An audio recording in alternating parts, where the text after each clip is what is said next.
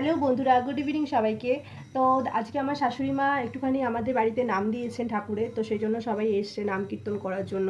তাই জন্য একটু রেডি হয়ে গেলাম, ঘরে এত লোক এসেছে সেই জন্য শাড়ি পরলাম। তো যাই হোক, আমার পুচকু এখানে রেডি হয়ে গেছে, দেখতে পাচ্ছ এই যে। তো আমরা একটু যাব ওখানে গিয়ে একটুখানি বসবো, তারপরে তোমাদেরকে দেখাচ্ছি, দাঁড়াও চলো।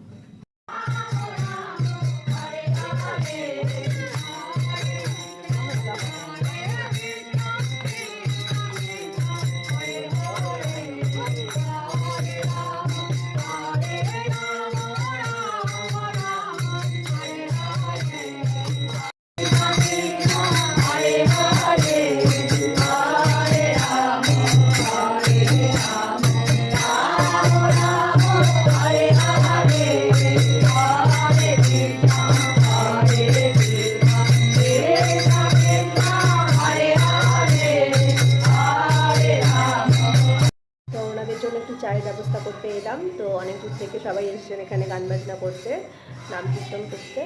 অনেক সব দেখতেই পাচ্ছেন বয়স্ক মহিলা, তো তাদের জন্য একটু জলখাবারের ব্যবস্থা করা হয়েছে। ওই চা করে তারপরে আমি আবার ওখানে জয়েন করবো।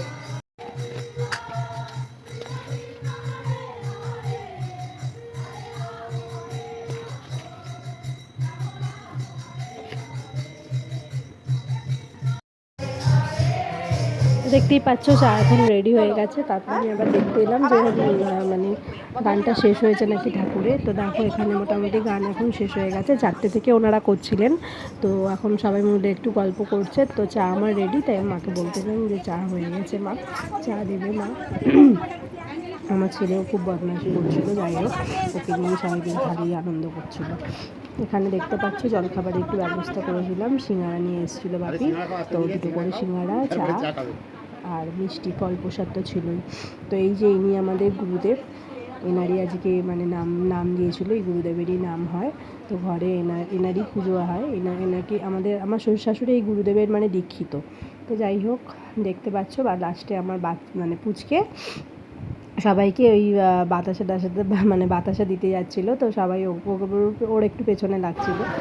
দেখো ফল প্রসাদ এখানে কাটতে বসে গেছে কাকিমা। তো কাটা হয়ে গেছে, দেখো সবাইকে দিয়ে দিলাম ফল প্রসাদ দিয়ে, সবাই যে যার বাড়ি চলে গেল। এই যে ফল প্রসাদ দিচ্ছে সবাই, দেখো এই যে ফল প্রসাদ দিই বাটি করে দেওয়া হলো। কেউ খেয়ে গেছে, কেউ আবার নিয়ে গেছে বাড়ির জন্য। তো দেখতে পাচ্ছ নিয়ে এখন সবাই চলে গেল। আজকের মতন এখানেই টাটা।